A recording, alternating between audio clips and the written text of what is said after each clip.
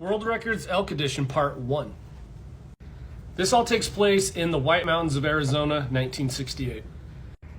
Alonzo Winters was a second-generation cattle rancher who spent a lot of his time in the Arizona mountains just enjoying the great outdoors.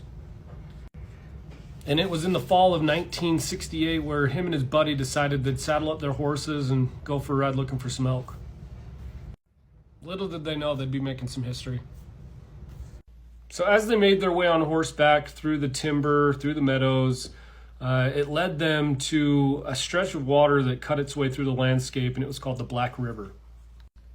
So picture this, they're on horseback, they're just trotting through some of the nicest country in Arizona, through meadows, through timber.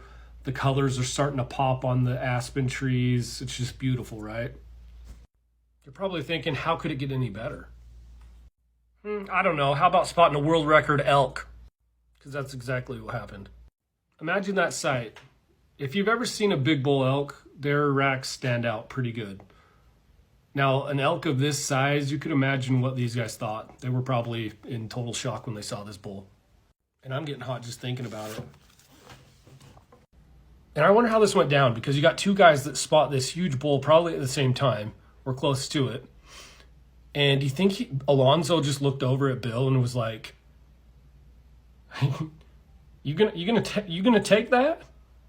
Fuck it. I mean, you snooze, you lose, right? Alonzo took that thing down with his Savage Model 99 308 and he dropped it.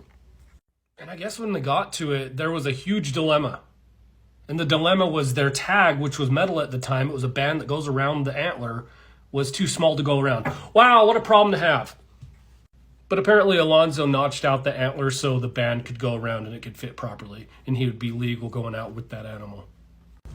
Alonzo was extremely proud of this bull. He stored it in his garage for years, but didn't pass up an opportunity to show his friends and family his awesome bull that he got. I mean, I can't blame the guy. I would be spending a lot of time in the garage with this.